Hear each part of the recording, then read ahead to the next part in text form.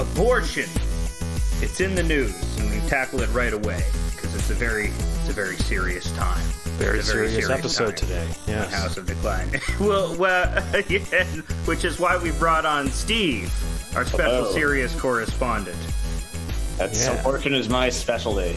Yes. So we're three guys just talking about abortion today. Who should get them? When should they get them? How should they get them? How frequently? Where? Under what circumstances? Yeah.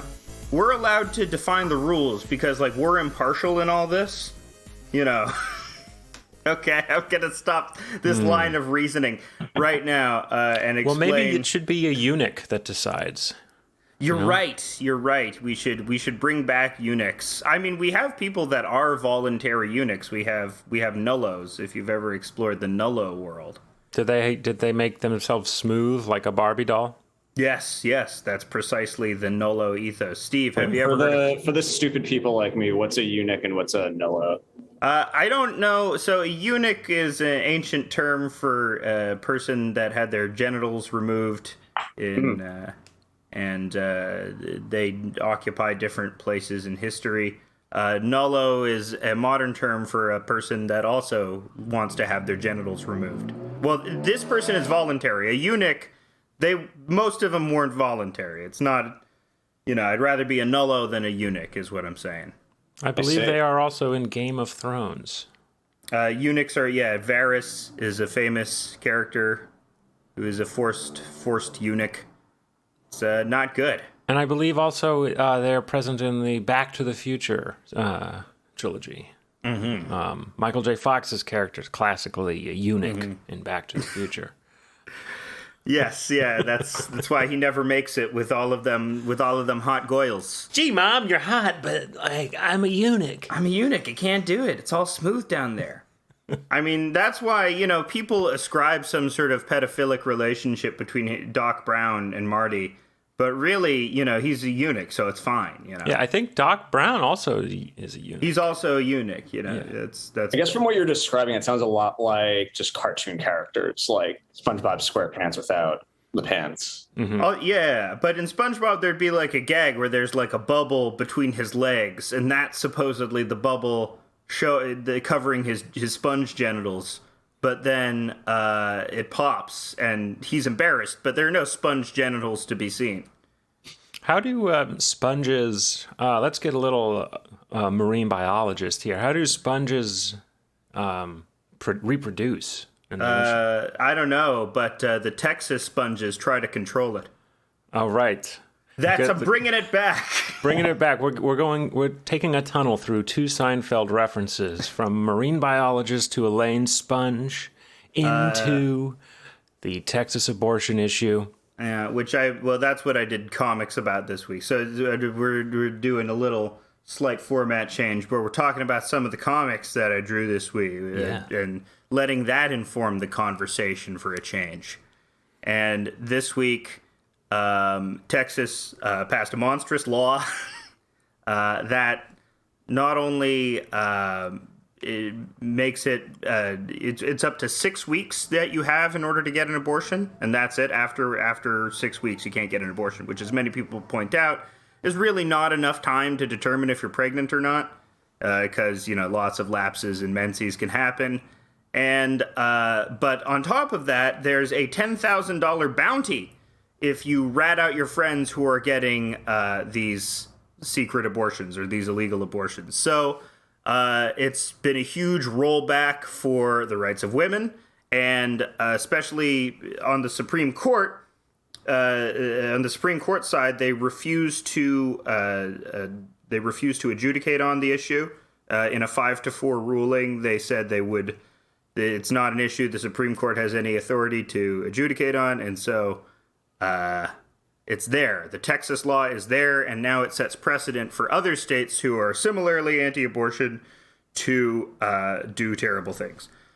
And this is that's why we made some comics about it. That's why we made some comics about it, baby. It's really funny. It's funny. It's not funny, but aspects surrounding it are funny. So one of the abortion campaigns was, Steve, did you see the abortion baby that looked like Cthulhu? I did not. That sounds pretty badass, though. Yeah. So some sort of campaign had said this is what a baby looks like at 7 weeks, and it's this pulsating nub, and it just looks terrible. And anyone who viewed it, any sane person that would view it, is like, well, yeah, we got to kill this immediately. We got to stamp this out. I'll send it in the chat, Steve. You can check it out in the chat. I see it. That's then, terrifying. Yeah. And many people pointed out that its arms raised against its face look like the tentacles of Cthulhu.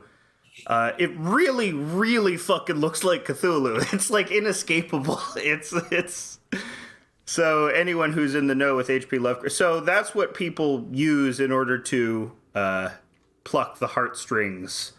And similarly, not similarly. So I did a cartoon about it where they have discovered the perfect picture to use in their fetus campaign.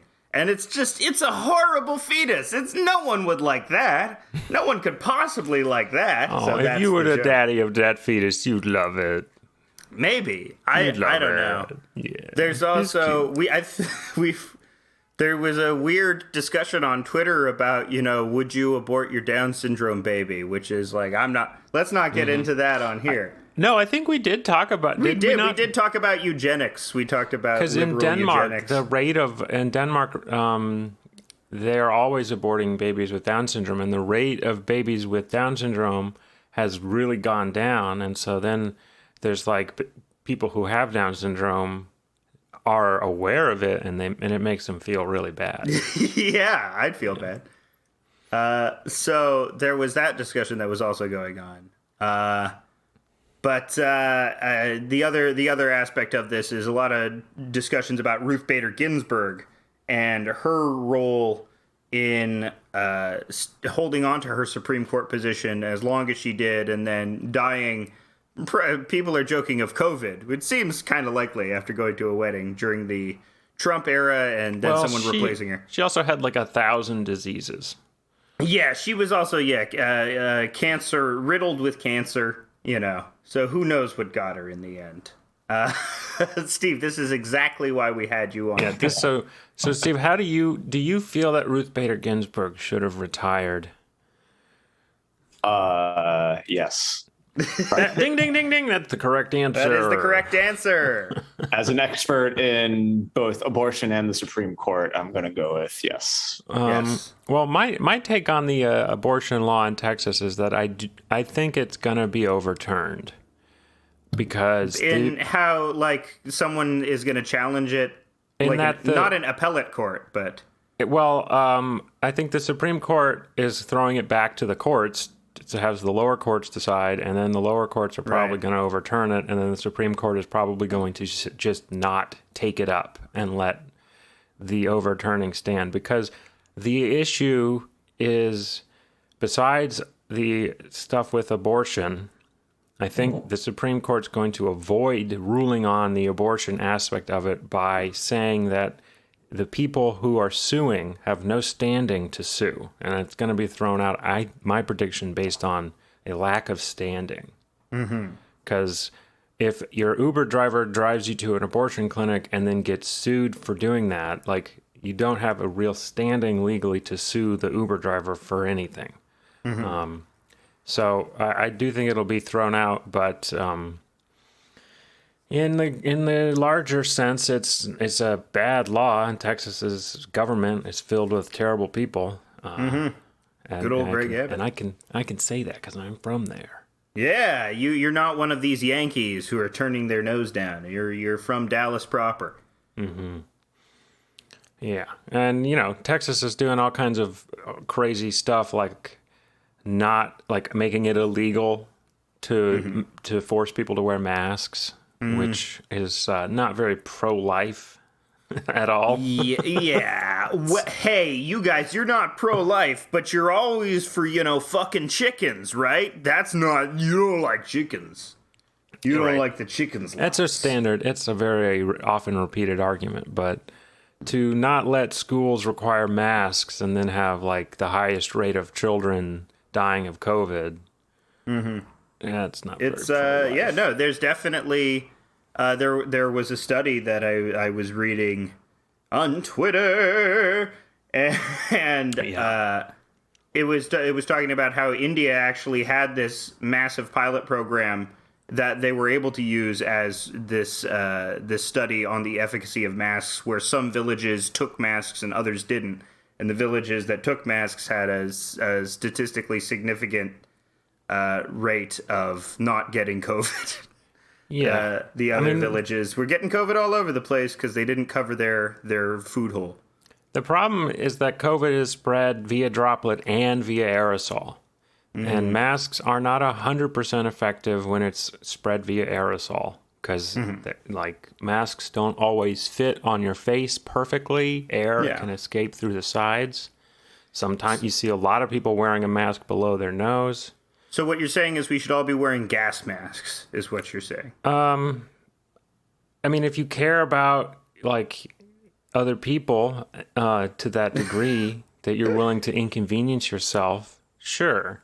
I think you look cool. You look like one of those industrial punk guys, with your gas mask and your rave gear. I guess what I don't get personally is why, especially like asshole men, are so opposed to wearing masks. You look pretty badass with a lot. Yeah, exactly. Everyone looks hotter. Ninja. Yeah. Everyone looks hotter with a mask on because you can't see your ugly ass face. You just see the good part of your face, which is your eyes and eyebrows. You don't get to see my chubby fucking cheeks. You don't get to see my horrible stubble that grows in patches. You don't get to see my misshaped nostrils or my weird boogers because the nostril holes are so big. Steven, are you body dysmorphic? No, that's stupid. Or do you have body? I would never fall for that. Point, though, you're dysmorphic. To Steven's point, there have been a lot of people I've met while they were wearing masks, and when they took the mask off, I was like, "Wow, you're not nearly as attractive as I thought you were going to be." Yep. It's what's that? There's an old in winter. Everyone has heavy coats, so you shouldn't date in winter because you might be dating a fat guy. Yeah, there could be a fat guy under there, and then you'll have to break up with him, and that might give him a heart attack. Yeah, and he's crying. He gets a heart. That would suck if you're breaking up with a fat guy and he's going, "Oh God, take me to the hospital." We can make those jokes because I consider myself. I'm part of the fat community, but they might reject me. Oh, yeah? You're part of the fat community? I'm part of the fat community. Where do you guys have meetings? At the donut shop? Yeah, of course. At the McDonald's, at the churro stand. Well, it changes every week. We hit up one of several fast foods. Hey, I'm 20 pounds overweight. I'm in the overweight community. There you go. Yeah, the overweight community. We'll form our own. I'm skinny as fuck. I can't laugh at any of these jokes. No, you privileged skin. Skinny privilege. That is a thing people tried to argue is skinny. Well, it does exist for sure, but it's harder to take seriously than others. Yes. Sure. No, that's not. Well, I'm not going to get into the fat phobia debate. That's a different debate. The other two cartoons that I've done this week are very slight. One is about how James Corden is a horrible monster who wants to murder me. Yep. And people were having a reaction to this video where James Corden dressed as a rat to promote the new Cinderella film he's in. He starts thrusting towards somebody in traffic in his rat costume. It's like, gotta get it away. It's James Corden, killed. So everyone was having a good time just marveling at this man that nobody likes. Who likes James Corden is the question that people were left with. Like, I get, like, dum-dums liking Jimmy Fallon or, like, people who think they're urbane liking Stephen Colbert. But who is James Corden for? Exclusively children? And why does he have a late night show? Yeah, he was like foisted upon us by the executives of the major networks, kind of like how they tried to do with Jeopardy, but there was no pushback. I'm hoping he falls prey to some kind of weird scandal in the future. Well, he's just so many people have said James Corden is an asshole and his behavior on behind the scenes is notoriously bad. Well, yeah, it's who cares? To run a late night show, you're like, watch the Larry Sanders Show. Let's talk about the hit comic of the week, though. Gabagool Tony. Hit comic of the week is Gabagool Tony. This is my favorite because it's not about politics. It's just it's a nice comic. It's a nice comic about two bad memes coming together.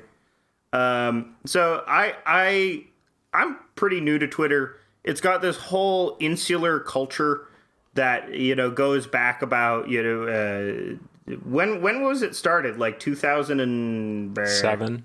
2007? I think so. So, it has this sort of house style of posting that is cultivated, and I feel you've had to have been on there for a while. It's sort of like the same weird hierarchy you got in 4chan with old fags, as they were called, versus the new newbies or whatever they are. I have no idea.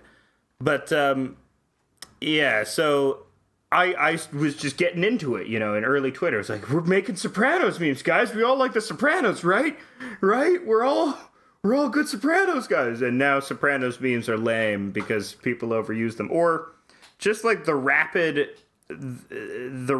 meme cycle, how things are at one time fashionable and at another time completely passé, and you won't know until you've done the thing that people say is passé, and then they call you an asshole for it.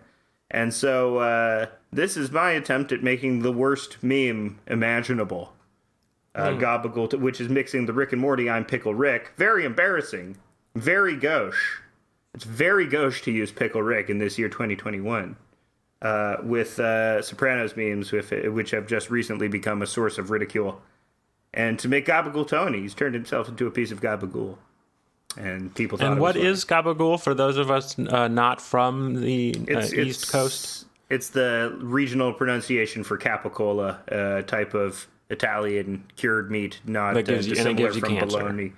Yeah, they all give you cancer. They all give the delicious nitrates. We had a song called Nitrates, remember? Yeah, I think so. Remember from Septic Mountain? Septic Mountain. Great band. Great band. But speaking of the volatility of fashion, the real reason why we have on Steve is to talk about the NFT market and how it has exploded since we last had him on the show, I think in episode 42. And you were just starting out then, and now it's become this gigantic economy. And so what are you, let's hear about some stories from the world of NFTs, Steve. Yeah, I mean, it's sort of weird because you're saying it exploded, but from my perspective, I've just been on NFT Twitter and NFT Discord this whole time, so it's just been like the same kind of insular bubble of NFT talk. Mm-hmm. And I think that the only like real difference I'm noticing is that people like you are like, wow, the NFT market's exploding, or my mom reads an article in the New York Times about it. Mm-hmm. And every once in a while I hear something I hear something about how it's cracking into the mainstream, but I think these days I have become full on addicted to social media and NFT, the NFT universe. So I feel like my worldview has shrunk drastically. Yeah, well, you're in this tiny group of well, it's not even that tiny. How large would you estimate is the NFT market? Who are buying and selling these things? Yeah, that's a good question. I've tried to figure. It's been a while since I've looked at it, but I know that on Artblocks, the platform that I mainly publish my NFTs through, I think there may be about. I think there are less than 10,000 unique addresses or like Ethereum wallets holding it, and which isn't like a perfect measurement because a lot of people have multiple wallets. But I guess if you're just like looking at the number of like followers that some of like the top NFT people have, I guess like it's probably somewhere in like the 10s, 20s, 30s of thousands. The people that are actually buying NFTs. Or just even like the people who are just like on social media and like paying attention to the NFT landscape. So like, let's say somewhere in like the ballpark of like 50 to 100,000.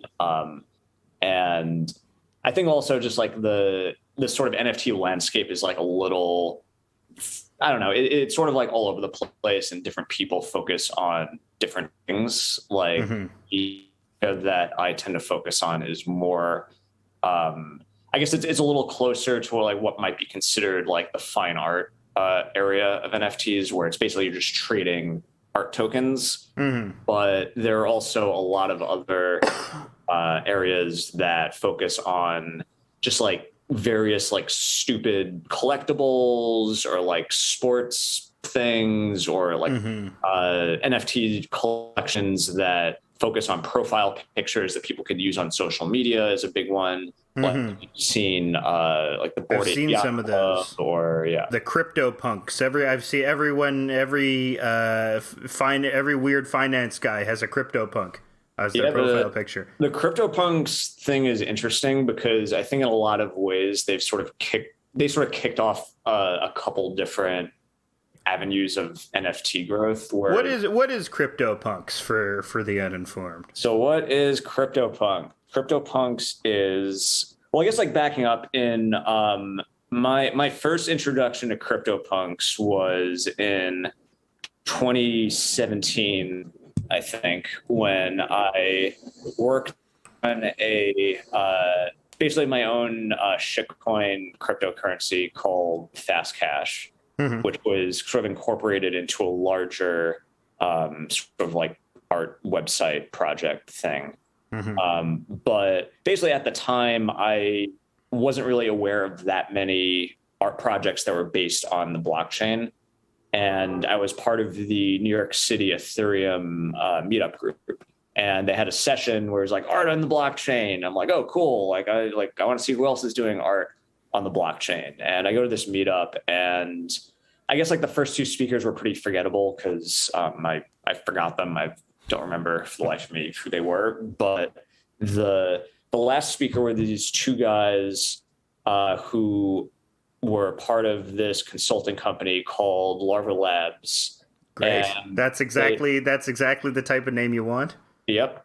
And they were giving this presentation on this project they did called CryptoPunks, which is basically they generated 10,000 unique pixelated images of different people. Some of them are male, some of them are female, some of them are apes, some of them are aliens, some of them they have different hats, but they're instantly recognizable because they're all based on the same template of person. Yeah, it's a very if you see one, you know immediately that's a CryptoPunk. But what makes it interesting is, I think, is that they really sort of like boil down the essence of collectibles to this one series, where it's like, yeah, you have 10,000 different iterations of the CryptoPunk, but each of the CryptoPunks has a different set of features. Like you were saying, like some of them have hats, some of them are smoking cigarettes, some of them have earrings, some of them have 3 features, some of them have no features, one of them has 7 features. Yeah, it becomes a game of Pokemon. Suddenly, there is this gotta catch 'em all aspect to it. There is this gamification by making it into a collectible thing, where some features are rarer than others.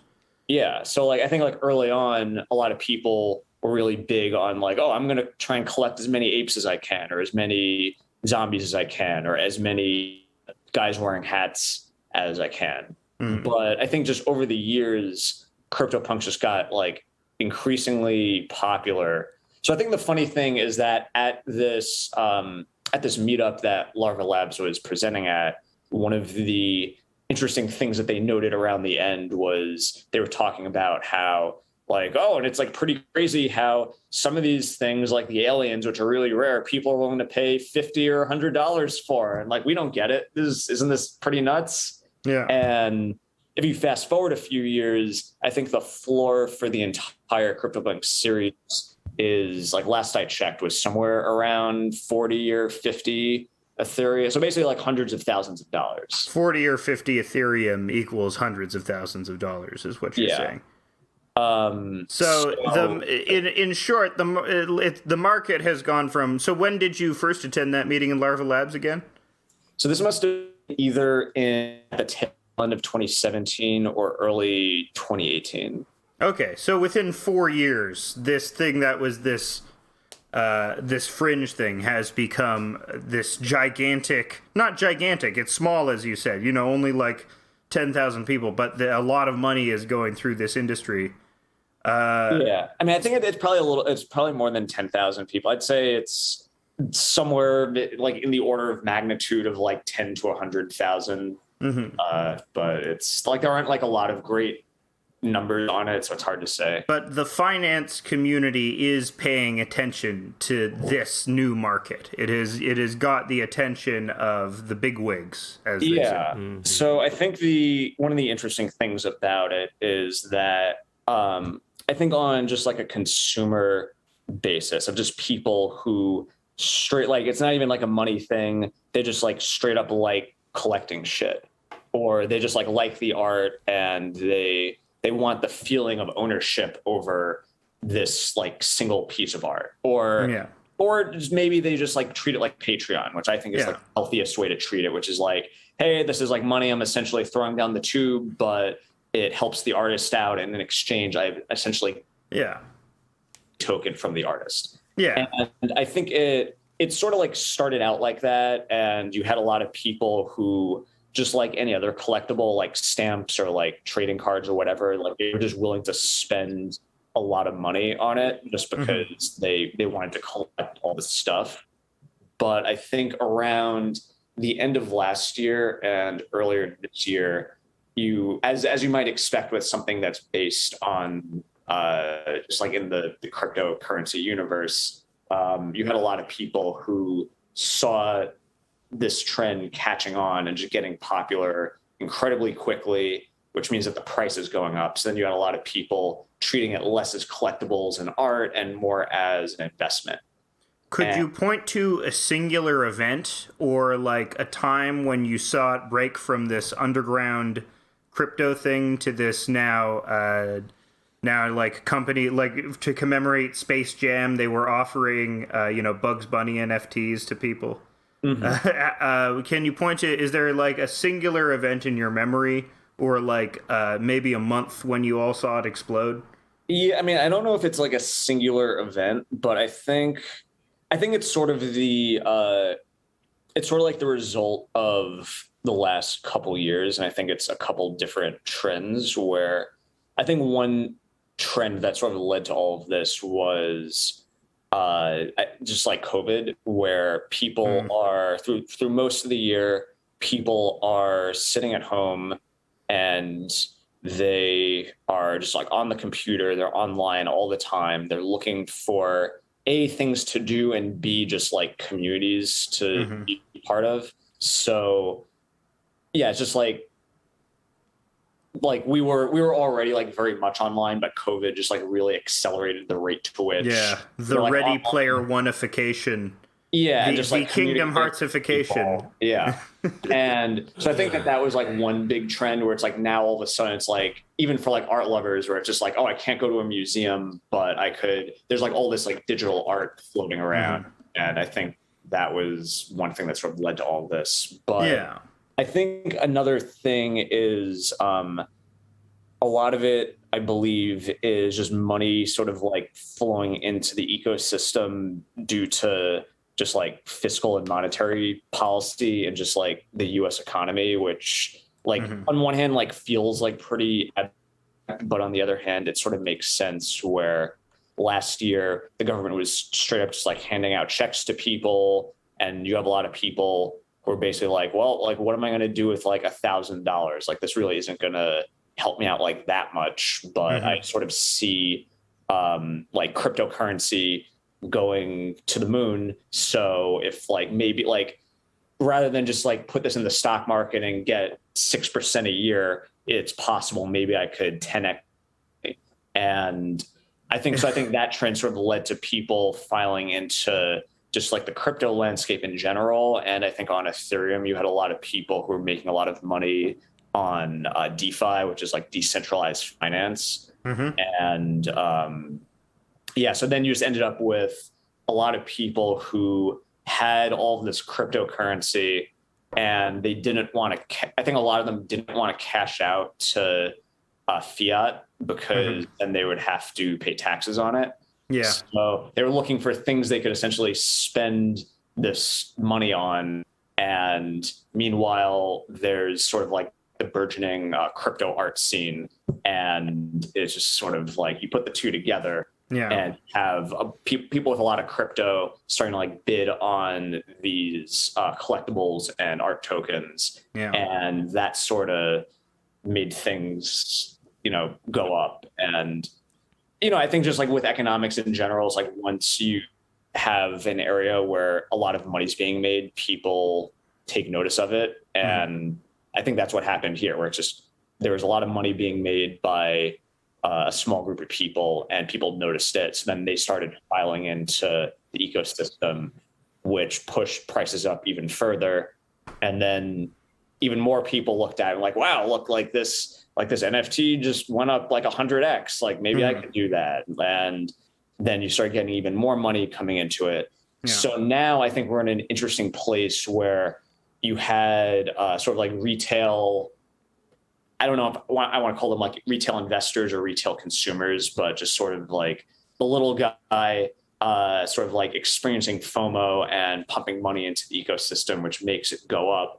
And now what we're seeing, which is really interesting, is the retail FOMO is sort of leading to institutional FOMO, where you're starting to see a lot of institutional investors and like VC funds and hedge funds start to like get into the industry. And some of them are very explicitly pushing prices up, where there are a couple out there that are very obviously just buying a lot of pieces for a lot of money. And I think what that's resulting in is you have a lot of people essentially like their exit strategy is like, oh, if I buy this, then maybe one of these like institutional investors will spend a lot of money on it for me. And then I will be rich. So as a result of it, it's not hard to predict that all of this is in a massive bubble right now.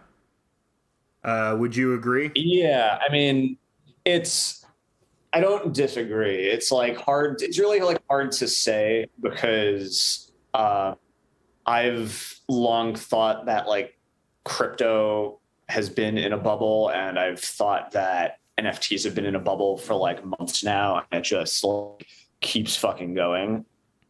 Which doesn't necessarily mean that it's not in a bubble, but it sort of might imply like, oh, maybe the first time I thought it was in a bubble, that was actually it's sort of like natural equilibrium, and then it just kept going in that direction, and like now it's in a bubble. Yeah, I mean that is like also thinking about the various environmental disasters. The fact that an NFT doesn't really exist anywhere and that it exists everywhere means it can't really be destroyed. So functionally, unless, someone uses the EMP to take out the entire internet, which would be cool. Then your stupid NFTs would be worthless. They'd have to do it on a global scale. Yeah. Because there are servers all over the world. So it would be very hard to take out the electricity everywhere simultaneously. Yeah. A painting can be destroyed. I do them all the time. That's not the real birth of Venus in the Uffizi galleries there. I did that. I think what would be interesting, though, would be if the internet and hence the Ethereum blockchain sort of like segmented. So like, let's say we like go to war with China in like 20 years or whatever, which is, like not totally unthinkable. And if you sort of like segment the public internet or like just like, so like the internet network can't communicate with itself, then the blockchain essentially forks, and now you just have like two versions of truth. So then you end up in this like weird space where like, oh, in like the Western world, I own this NFT, but in the Chinese world, I don't own the NFT because I don't exist in that like alternate universe in the same way. Yeah, there might be pretty cool. Might be like regulations that cause some kind of forks between EU and the rest of the world. That's another scenario that I've been thinking about as the EU creates much more. They're much more on top of internet regulation, and I definitely think the first NFT laws we'll see will probably come from the EU. You know, they're very familiar with people putting large amounts of money into art to avoid detection. It's a common a common way. You had to do a few things back then, But now we have NFTs. If the Nazis had NFTs, they wouldn't have had to rob so many Jewish artists. Right. The thing that interests me with NFTs is the intersection with meme culture and how what makes a good NFT is it combines a lot of different aspects of internet culture. Mm-hmm. I saw one person describing your most recent project, which is fake internet money, right? Mm-hmm. As a combination of meme plus some other ingredients, and that's why he liked it. So I was wondering if you could talk a little bit about your new project, Fake Internet Money, and how it works, if as much as you can go into detail. Yeah, sure. So earlier this week, I did a project called Fake Internet Money, and so I guess I published it through this website called Art Blocks, which was directly inspired by CryptoPunks, in that a project like CryptoPunks has this sort of throughout the whole collection, there is this theme that sort of ties it all together. And then, but despite it being tied all together, you have different variations throughout it. Mm-hmm. So around the end of last year, this guy, Snowfro, launched this website, Art Blocks, which focused very explicitly on generative art on the blockchain. So generative art being you have code that describes the output of the art, and there's an element of randomness there. So every time you run the script, you essentially get a totally different output. Mm-hmm. But because it's the same script, you have it sort of looks the same, or there are definitely lots of similarities across all the iterations, but you have things if random number is less than 0.5, then make it blue, but if it's greater than 0.5, make it red. Yeah. So then, and some will have serial numbers that are larger, or they'll have numbers in the corner, or they'll have nice scroll work in the center. Yeah. So I guess just bring it back to Fake Internet Money. I previously did 2 projects with them, and this was my third. And sort of my motivation with this was, I think just similar what we were talking about earlier, just how NFTs are increasingly becoming financial assets. And even though there's an art component to it, I feel with a lot of people, it becomes less about the art and more about the monetary investment in it. Yeah. So one idea I had was okay, I really like the collectibles aspect of NFTs, because just my brain is just really into collecting stupid shit. Mm-hmm. And I really like the aesthetics of paper currency. And additionally, paper currency, something I really see fitting in with a lot of expectations of generative art.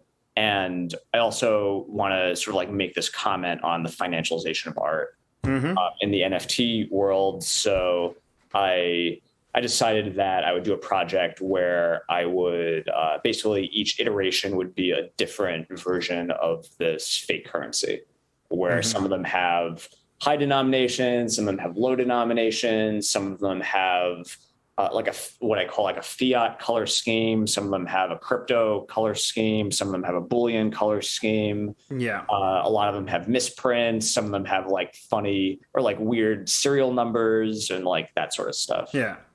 I think that's, the aesthetics of money is a very interesting subject. What art do we use to communicate value, and not just value, but objective value, and something that the state imbues power with through art? I mean, the state in regular currency, and in this, it's the blockchain. or whatever. So how do you communicate that sense of authority through art? I'm a bit confused because your money doesn't have any old dead white dudes on it. It did. We have. I have a $10 bill in my pocket with. I forget who they replaced it with.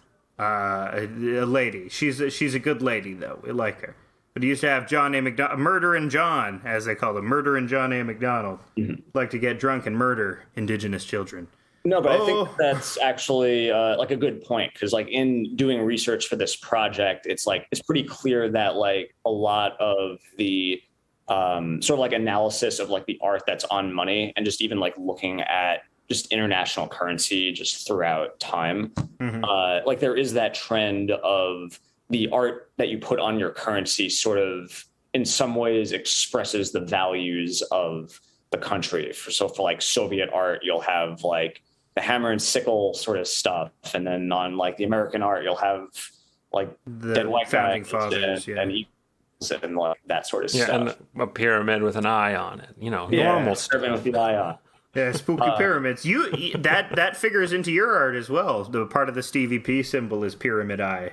It does. It's my first project was called Crypto God King, which was actually like the original intention of that project was to sort of like explore the relationship between sort of like religion and money, and how people like find value in sort of like weird immaterial things. And that's sort of like the reason I chose the pyramid for that project was because it has this this like religious connotation, but it's also on the back of the US dollar. So it has that currency connotation and sort of at that intersection. Yeah. And we write "In God We Trust" on our money. Yep. Which is Maybe a weird. they should write "In People We Trust." So what a weird thing to put on money. Why do you trust people? You don't only trust God, man.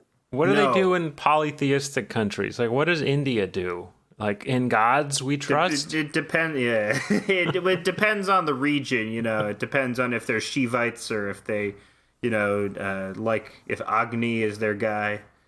Different money, different, but it's all legal tender in India. That's what I'm saying. I'm sure the money just has Gandhi on it. I'm sure it and has no statement about it. It just has Gandhi on it. It's just Gandhi. It's all Gandhi bills. I think. The other thing about NFTs is that they're controversial, Steve. Is you understand they're controversial because they're controversial for the same reason that crypto is controversial. Actually, they're controversial for two reasons. One, especially in what I see from other artists who have shunned NFTs, is they're very put off by the idea of, not having a physical copy of something. There's a lot of artists that have a very strong ethical investment of the idea that, a piece of art does correspond to an actual physical piece of art.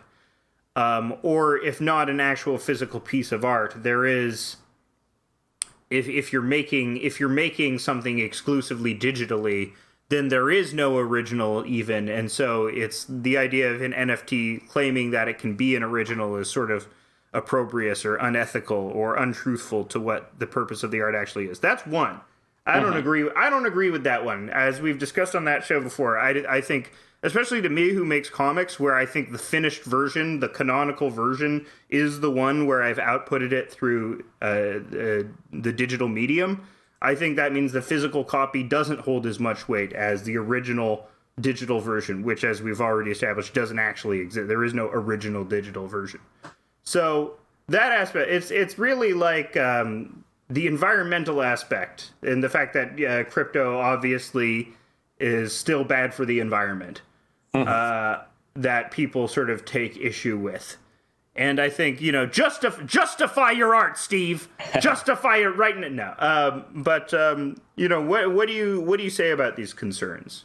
Yeah, I think the just like to address like the first concern really quickly. I sort of agree with you. It's just like if people think that, then it's sort of like whatever. It's like I don't really like. I'm not threatened by that viewpoint. I think is like I do think digital art is a valuable art form, and I think especially with like generative art, there's a lot of exciting things happening right now. And I think just even if you just look at the last like 30, 40 years of art as it's just gotten sort of like increasingly abstract and multimedia and conceptual. It just seems like pretty clear to me personally that the sort of blowing in the direction of art being increasingly digital and internet based, incorporating elements of randomness, and in a lot of ways,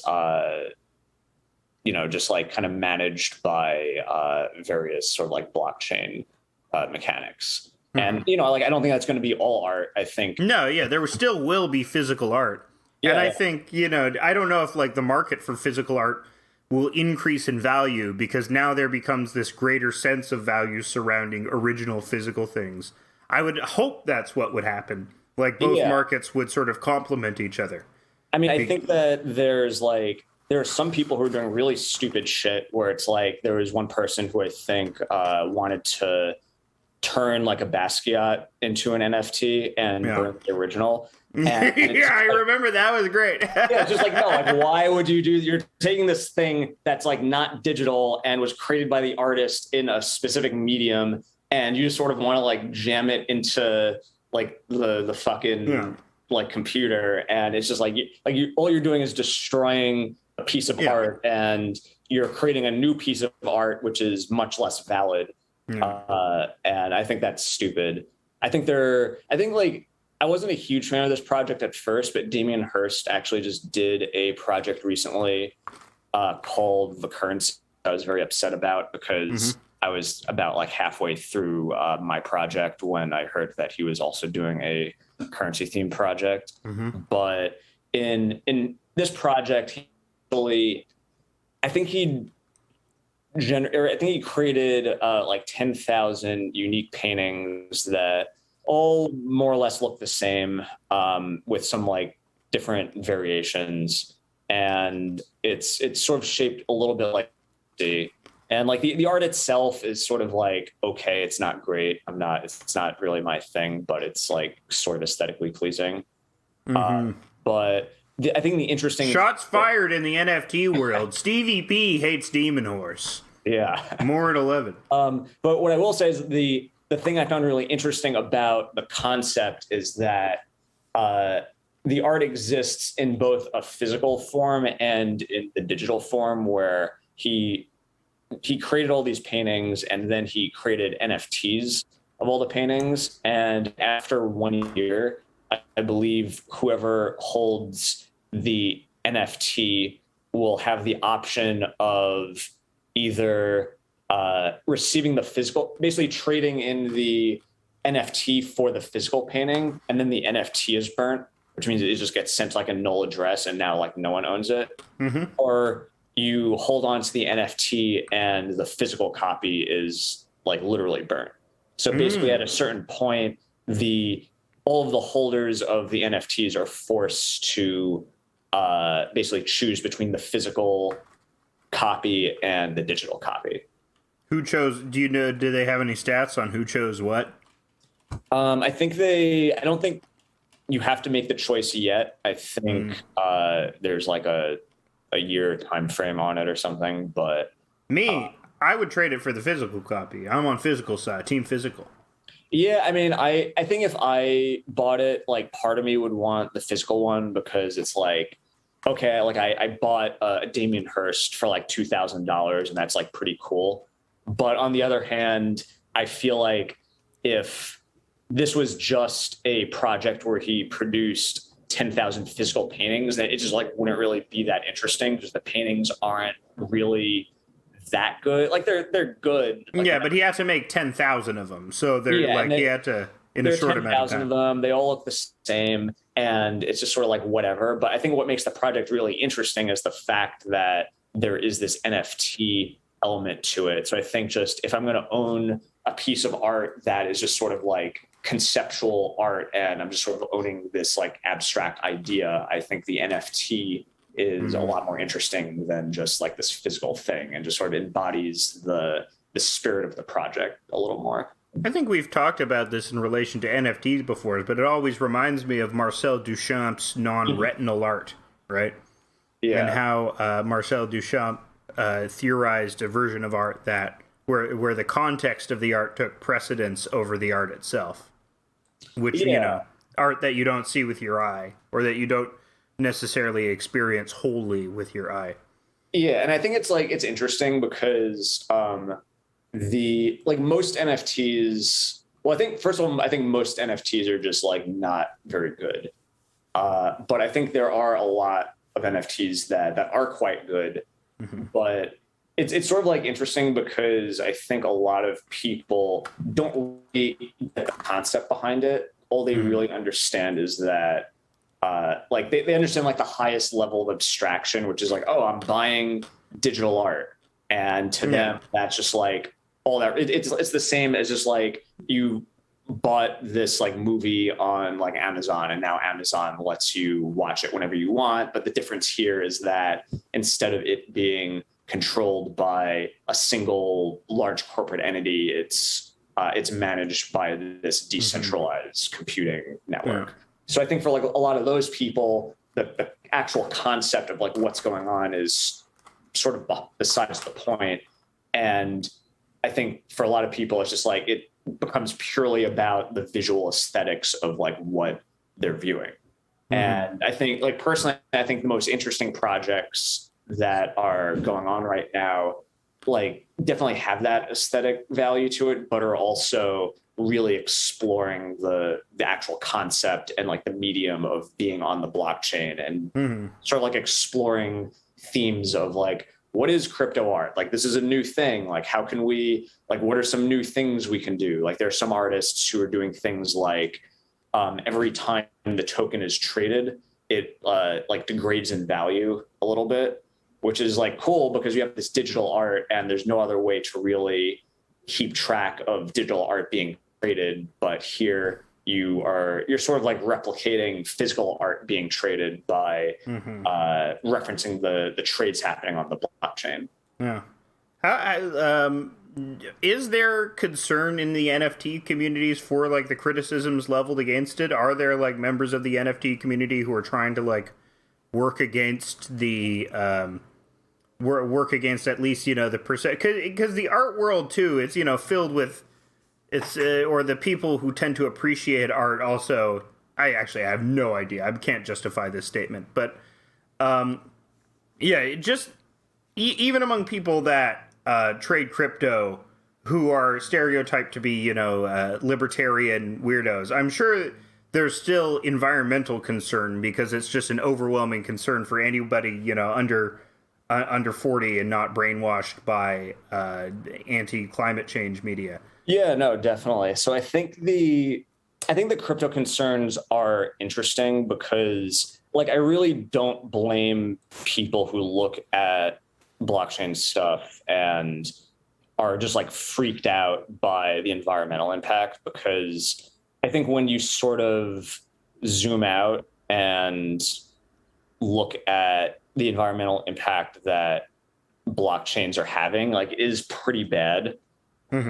Although like it's really complicated because I guess if you look at it on like a really basic level, you see that it's burning a lot of energy, but at the same time, that doesn't necessarily translate one-to-one to like carbon emission, because a lot of blockchain or a lot of nodes on different blockchain networks they're using green energy because it's cheaper, or they're using runoff. Or they get those weird energy credits that Elon Musk gets or something. Yeah, like or they're just like they're part of this this grid that is using and they're just using runoff energy just because it's cheaper. And like really, like I don't know nearly enough to like comment on any of that, so I'm just sort of like operating on the assumption that it's like Ethereum and Bitcoin and just like the other networks are burning a lot of energy and that it's bad for the environment. But I don't think it's entirely fair or accurate to say that sort of like trading NFTs is like a major contributor to this, because essentially what's going on is the way the blockchain sort of like works on a high level is you have a lot of nodes around the world, just like a node being a computer, and the nodes are all talking to each other. And when I want to send a transaction out to the network, so it's like I want to send Alex 5 fake internet monies, then I use cryptography, send it out to the network, and then the network has to basically determine where that transaction sits relative to other transactions. So if I have a Fiverr fake internet money, I could send it to Alex, and I could also send it to Steven. But since I only own this one thing, only one of those transactions is going to be valid. So the sort of like magical, like blockchain revolutionary thing that was sort of like introduced with Bitcoin is it uses this network protocol that allows the network to come to consensus on which transaction happened before the other transaction. Mm-hmm. So the consensus algorithm that Bitcoin pioneered that was ultimately adopted by Ethereum is this called proof of work, right, which essentially means that it's basically like there's a complicated cryptographic puzzle that each of the nodes are racing to solve. The only way you could really solve the puzzle is by just brute forcing it and spending a lot of electricity on computational power. Yeah. So it's a race to see like, okay, it's just like who's burning the most energy, and whoever like burns the most energy is going to be the one to quote unquote mine the block, which means they get to determine the order of a subset of transactions, and one of those transactions means that they receive Bitcoin or Ethereum. Mm-hmm. So obviously this is bad because like the way these networks function is because it is by like literally just burning energy, and that's not good. But I think when you look at the economics of it, it's sort of interesting because if you're running a node, the thing that, or the sort of calculus that you have to reconcile is I'm spending X amount of, let's say, US dollars on electricity, and the reward for mining the block is, say, I don't know what it actually is, but let's say it's like 10 Ethereum. Mm-hmm. And Ethereum is at $4,000 per Ether right now. So basically I have to like calculate the probability that I'll mine the block times the amount of electricity, the dollar cost in electricity that I'm burning, and take that and compare that to the expected value of mining the block. And if the expected value, if I could, like on any given block that's being mined, if I could expect to make $100, but it only costs me $90 to like actually like participate, then it's in my best economic interest to participate in this. Mm-hmm. But the thing is that for Ethereum, the amount of basically the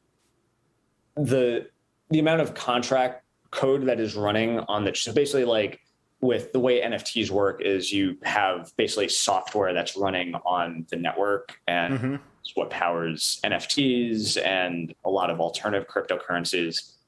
And so basically like what it boils down to is the network activity on the network doesn't really have an effect on whether or not all of these nodes are operating, because if, let's say we're talking about like the middle of the night where like middle of the night, we're in a big world and there's no middle of the night for the world. But let's say for like an hour, everyone took an NFT break.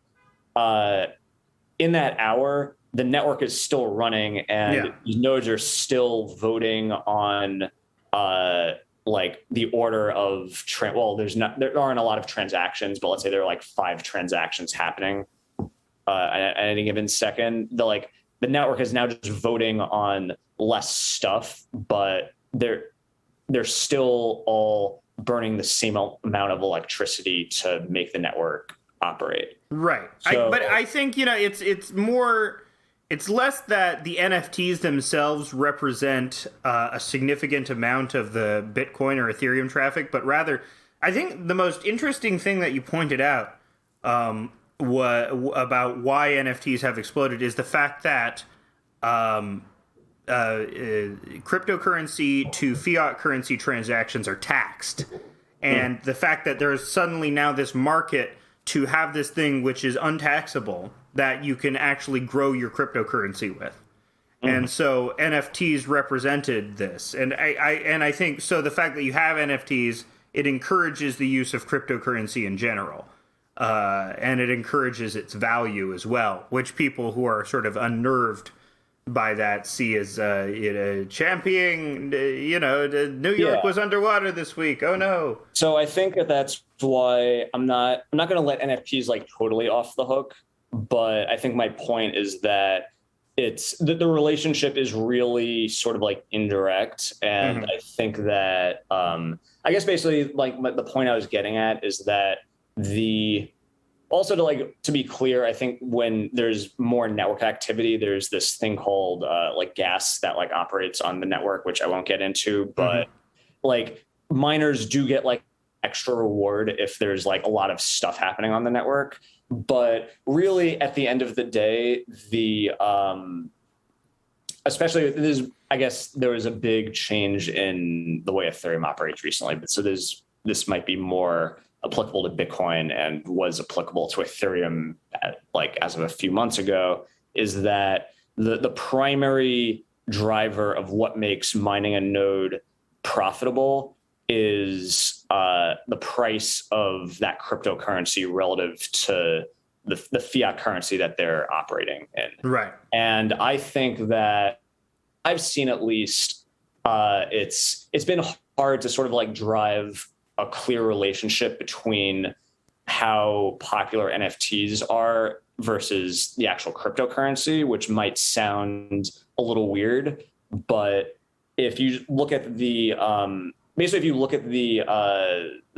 exchange rate of cryptocurrency to fiat over the last year or so, I think with Ethereum, one thing you'll notice is that the biggest driver of the price of Ethereum by far is the price of Bitcoin, which has a lot more money flowing into it. So I think really what's happening is that, I'm sure NFTs and the popularity of the NFT market are affecting the price of Ethereum to some extent, but there aren't any NFTs on Bitcoin, and Bitcoin has a much bigger market cap than Ethereum.